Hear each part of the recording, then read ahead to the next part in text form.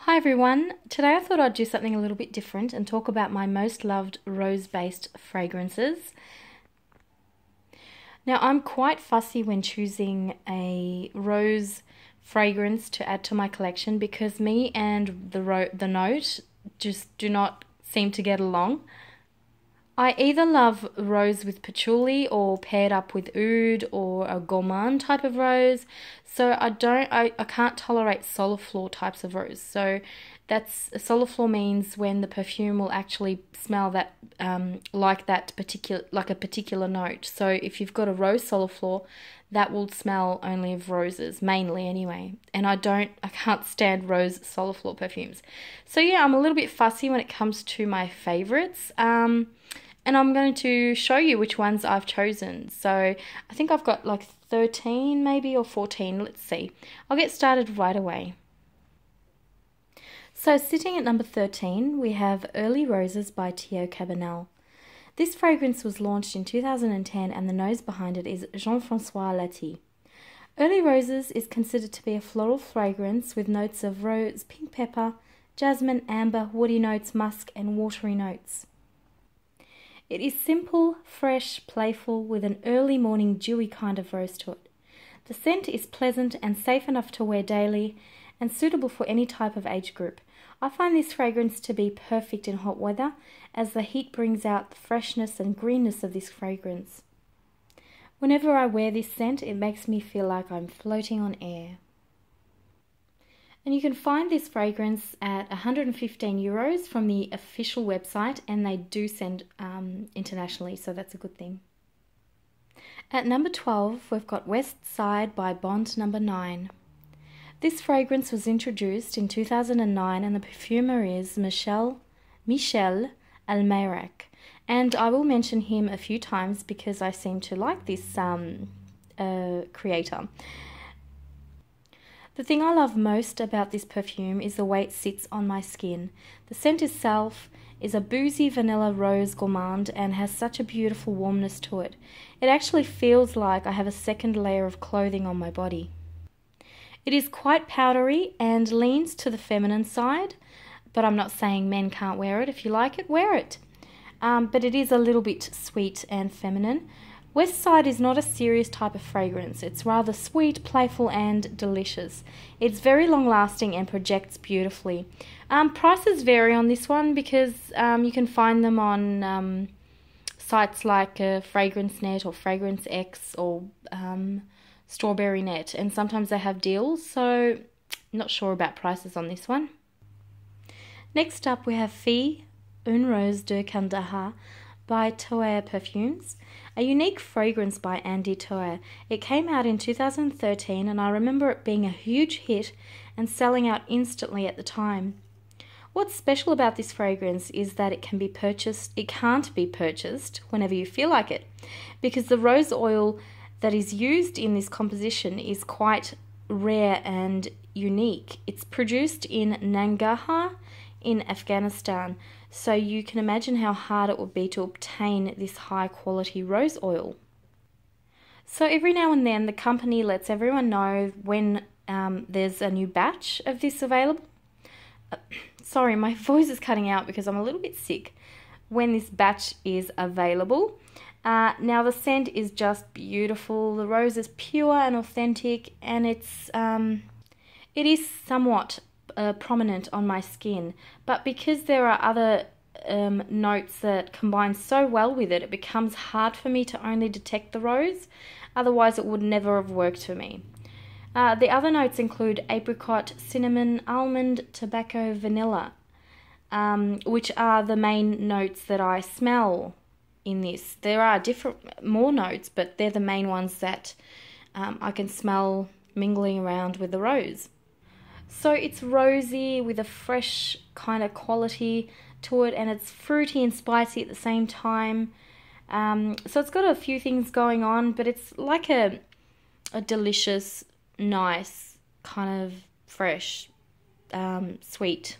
It's got a few things going on, so it's not just, your sweet or fruity perfume. It's more than that. And that's why I love it so much. At number 10 is Cinabre by Maria Candida Gentile. Cinabre is a fragrance I learnt to love.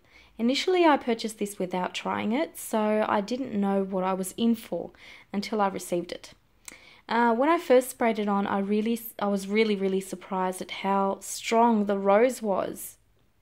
It was a heavy rose oil type of rose, usually the ones that I don't like.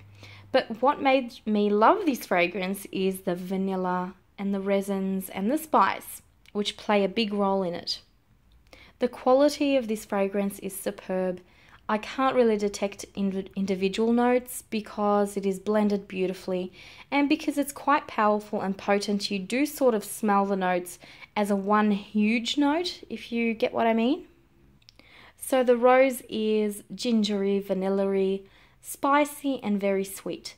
This fragrance was launched in 2009 and was made by Maria herself. I get moderate sillage and longevity, so it's not a powerful scent, but when you do spray it on, the scent itself at that time is huge. So the rose is big and the vanilla is big, and all your other notes are big. So yeah, it's really beautiful. Number 9 is by Etat, Libre d'Orange, and this is Rossy de Palma, or also known as Eau de Protection. I think they changed the name. And I've got a little card here that came with it. And it says on the back, I just wanted to show you what it says, a bewitching rose. And it is a bewitching rose. It's a very unusual fragrance. And I'll tell you why. I'll just read the notes on this card.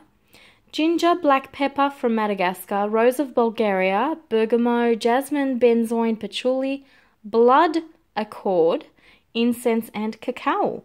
How weird is that? I find the notes really odd, but guys, please check this out. Do check this out. It is a fantastic perfume.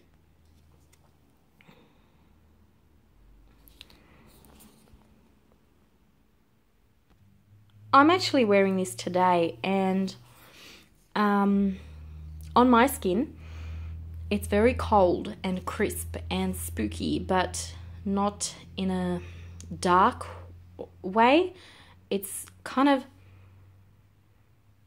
like the smell of an open fridge, the coldness of an open fridge. And it's mainly rose and patchouli on my skin. And yes, I do get that blood accord. I do. It's very, what can I say?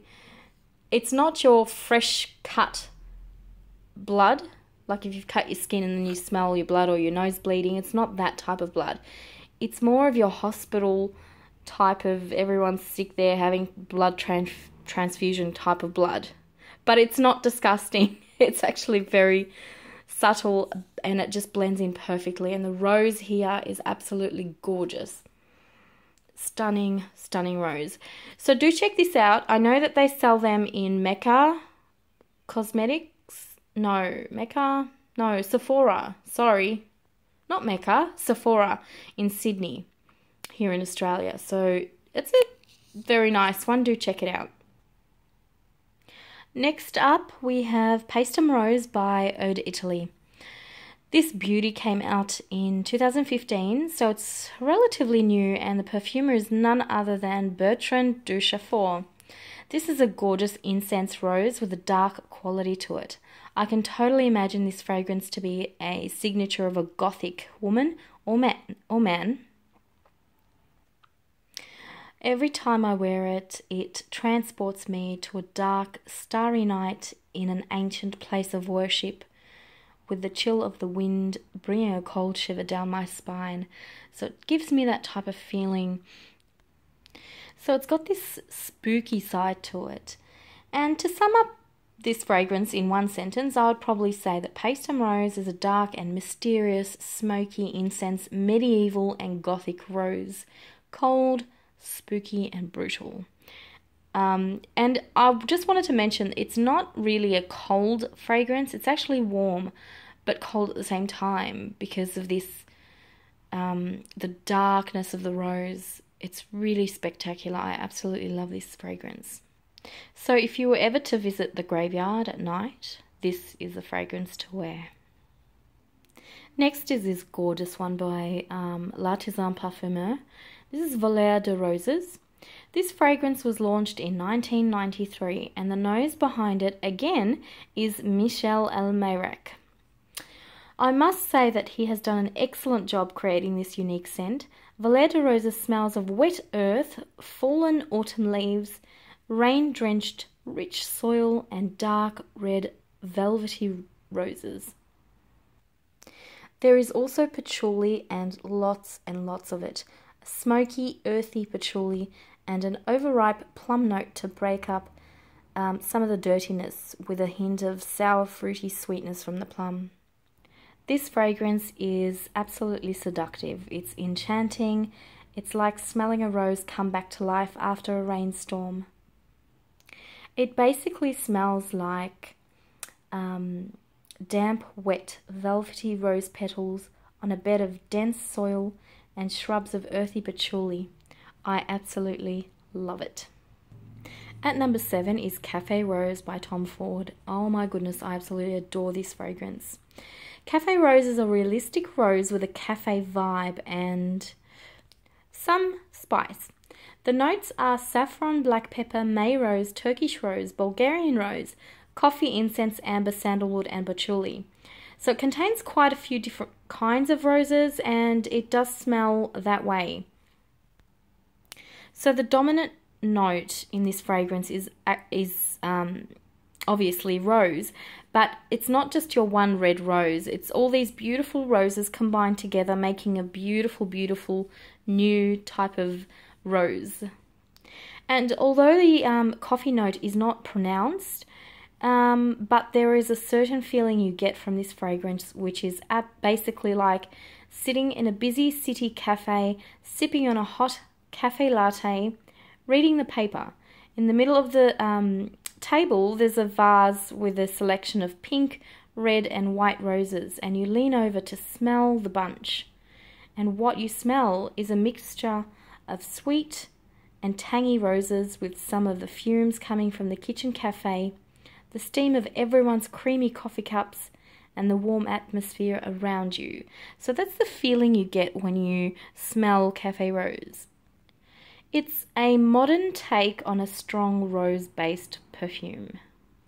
And I wouldn't really blind purchase this if you weren't really a rose lover. I'm not, but I couldn't blind buy it. I had to test it a few times until I loved it. So not to blind purchase. At number 6 is the pretty, pretty Portrait of a Lady. This fragrance is stunning. It's by Frederic Malle and was created by one of my favorite noses around, Dominique Ropion, in 2010. He's also the creator of one of my other favorite tuberose fragrances, also from Frederic Malle, Carnal Flower. Absolutely love it. So he's a great, great perfume creator. Portrait of a Lady is definitely on the masculine side.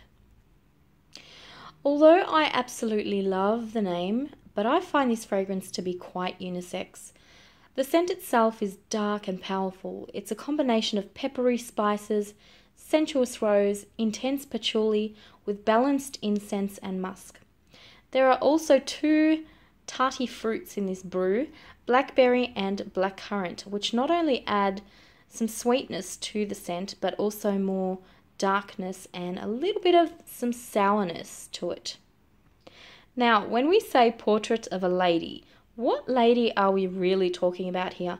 Because I can't imagine an innocent, shy lady wearing this. It's for the seductive lady, the enchantingly beautiful lady who has a strong character and knows exactly what she wants, and how she will lure every man by leaving a scent trail of her fragrance everywhere she goes. Portrait of a Lady is for a strong and powerful woman who is charismatic and knows how to address things easily. She is not easily convinced, and you can smell her confidence from a mile away. And I purchased this. This is a 50ml bottle from Mecca Cosmetica in Melbourne, in Toorak.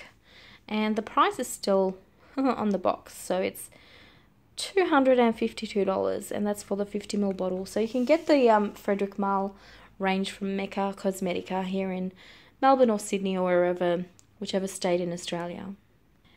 At number 5, we have another Frederic Malle fragrance. This is Lipstick Rose, the ever so beautiful Lipstick Rose. This fragrance opens up and dries down to 2 completely different fragrances. On my skin, Lipstick Rose opens very light and fresh with zesty sweetness and some tanginess from the grapefruit. Half an hour in and I'm literally in a vintage mood. Think classic pin-up doll with barrel curls in a navy and white stripy sailor dress with gold detailing and bright orange-red lipstick. She has winged eyeliner and powdery rosy cheeks and lots of blue eyeshadow. If you were to smell this lady, she would smell of Lipstick Rose. This fragrance is a vintage retro bomb. It smells of old expensive makeup. It's powdery, rosy, waxy, and slightly musky. It smells like perfumed powder and lipstick. It's a scent that I have smelt before as a child, so it's not something new to me. My aunt used to have an impressive makeup collection in the 80s, and she was staying with us at one stage, and I remember going through her cosmetics and trying on her super waxy perfumed lipsticks and her sweet smelling powdery face powders. So everything was really, really fragranced at that time. She used to have this particular powder that was in a vintage style puffer, and when you press the powder, the smell, the fragrance that would, and the powder that would come out smells exactly like Lipstick Rose. So imagine opening up your grandmother's old makeup bag that she used to use as a young woman and smelling it. This is the type of scent you smell in Lipstick Rose. It actually came out in the year 2000, so it's 16 years old. The projection and longevity is outstanding. It's so powerful. Rose and violet are the main notes in this fragrance, and lots of sweet girly powder. Next one I have is by Amouage, my favorite niche house, and this one is Lyric. I just wanted to show you the box as well on this. Beautiful packaging, beautiful rose there, and I'll just open it up. Lyric is considered to be an oriental floral, which is warm, spicy, woody, balsamic, and aromatic. It was first released in 2008 and has then been reformulated. Now, my bottle is one of the first formulas that came out, and I'll just show you. You can tell by the cap. This cap is not magnetic, so you have to kind of press it down. The new ones are magnetic caps. So that's how you know if your bottle's old formula or the newer formula. And I will be talking about my bottle, which is the old formula. Now this fragrance is absolutely incredible. It is a combination of all the fragrances I have just talked about today in one bottle. All bottled up, all the notes that I've mentioned, all in one bottle. It is abundant in spice, woods, and incense. The rose is bright yet dark. It's warm yet cold, cozy but sexy. So it's a fragrance that contradicts itself, which is what it makes it so special. And there is something boozy or fermented in this mix, and I get a lot of patchouli as well. It's rather sweet, but the sweetness is not coming from vanilla, more from your spices like the cinnamon. And there is definitely a Middle Eastern feel to it, but at the same time, it's quite modern and somewhat westernized, if that makes sense. It's an alluring and seductive scent, so for me, it's a perfect nighttime fragrance. Lyric is a fragrance I could imagine a violinist would wear to an evening event where she would play her harmonic instrument with a cloud of this intoxicating fume around her, which inspires her to construct a stronger rhythm and a better performance. If lyric was a thing, it would definitely be an orchestra, and if it had a colour, then it would be the exact colour of the bottle. It is a hypnotic fragrance, and it covers you like your favourite silky scarf does. Now we've come to the final two, with an honourable mention. I'll talk about it at the end. It was so hard for me to choose which one I love most, but I have chosen. It was a really difficult decision. Number 2, Burning Rose by Carolina Herrera. Now this isn't niche, but it's an exclusive. So it's actually more harder to find this than your regular niche. Some of the niche anyway. They don't sell it. It's not like they sell it anywhere. Or you can't really find it in many places or boutiques or Carolina Herrera boutiques. I know they've got them in Dubai Airport and Abu Dhabi, Carolina Herrera, and I think in Canada and New York. I'm not sure, but it's not sold everywhere, unfortunately. So Burning Rose by Carolina Herrera from the Confidential range. This is a fascinating scent indeed. This fragrance screams opulence and quality.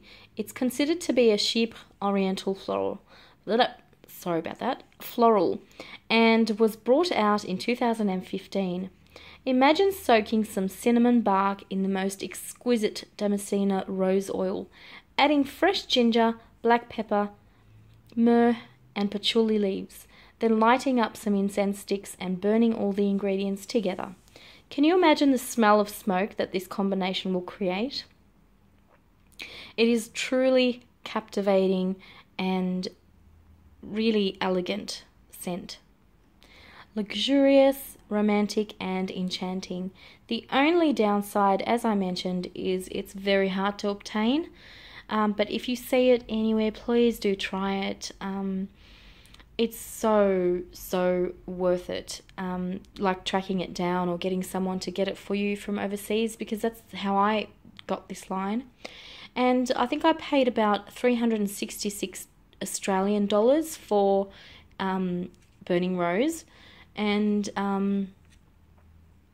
only because the American dollar is up, and so it's kind of Australian dollar is kind of crappy at the moment. So yeah, but other than that, Burning Rose is like a fine jewel and a piece of art. And I would definitely have made it my number 1, but my number 1 has something a little bit more that I like to it. It's more of a gourmand, so we'll talk about that now. Okay, so number 1 most loved rose fragrance is none other than, ta-da! Noir de Noir by Tom Ford. So many people love this fragrance, and I understand why. Noir de Noir has been around since 2007. The notes are saffron, rose, patchouli, oud, vanilla, truffle, and oak moss. It's a creamy, delicious, spicy rose and vanilla scent with woody undertones. The scent doesn't really change from the time you spray it on until the time it fades. It is so rich and decadent, almost like a milky rosewater and saffron pudding. It's sweet and delicate and very pretty.